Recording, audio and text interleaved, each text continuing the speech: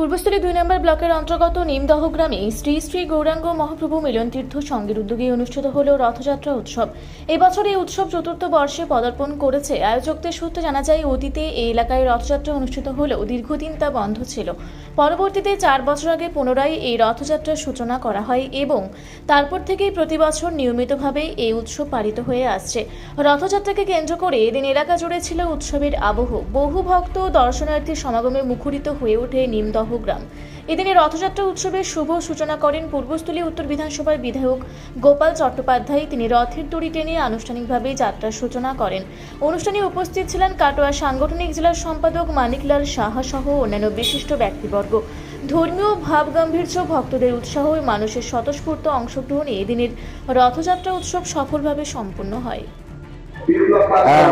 সুরেশ দাস, ওনাকে সুরেশ সাধু বলতো, দাস কেউ বলতো না। উনি বিয়ে থাকা করেছিলেন, কিন্তু সংসার ধর্মের মধ্যে থাকতেন, কিন্তু উনি সন্ন্যাস জীবনের মধ্যে থাকতেন। উনি এই রথের আবিষ্কারক। আমাদের এই এলাকার ৫৬ বছর উনি মারা যাওয়ার পর ফের পুনরায় এই রথটা এই এলাকার যুব সমাজ, এই পালপাড়ার, এরা জামালপুর এবং নিমদহ অঞ্চলের সবাইকে মিলিতভাবে এক জায়গায় করে এই রথযাত্রা চালু করেন। তো উনি শুধু রথ নয়, উনি ঝুলন করতেন। আমরা ছোটবেলা ওনার কাছে ঝুলনও দেখতে এসেছি, কিন্তু অনেক দিনের গল্প।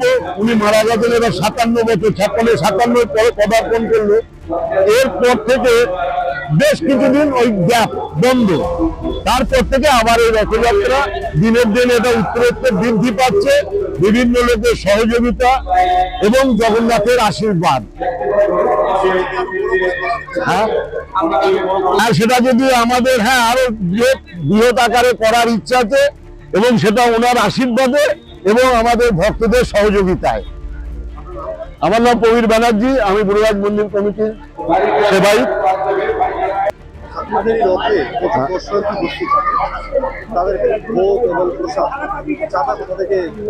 বিভিন্ন এই গ্রামবাসী বা এখানে কমিটি যারা সদস্য আছে তারা, বা সমস্ত নিমদহ, জামালপুর, ধরমপুর, এই সমস্ত গ্রামে যারা বাসিন্দা আছে এরা দেয়, সমস্ত লোক দেয়। এবং এখানকার সদস্য যারা, এই গ্রামের লোক যারা বেশি, তারা একটু বেশি পার্সেন্ট দেয়।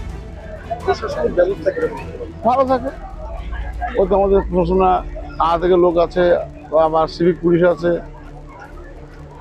কত সংখ্যক ভক্ত এবং দর্শক? ওই ১০০০-৫০০ হয়। আমার নাম বিপ্লব পাল।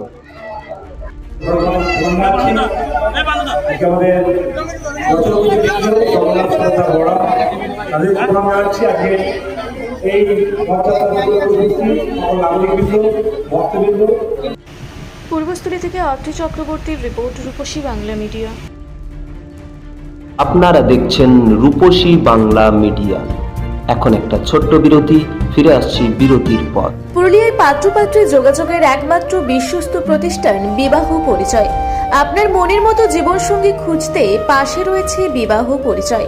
তাই আর দেরি না করে আজই যোগাযোগ করুন বিবাহ পরিচয়। Municipality commercial complex, 2nd floor, Chaibasa road, opposite PWD office, Purulia. Mobile নম্বর 9232440272। ফিরে এলাম বিরতির পর। আপনারা দেখছেন রূপসী বাংলা মিডিয়া।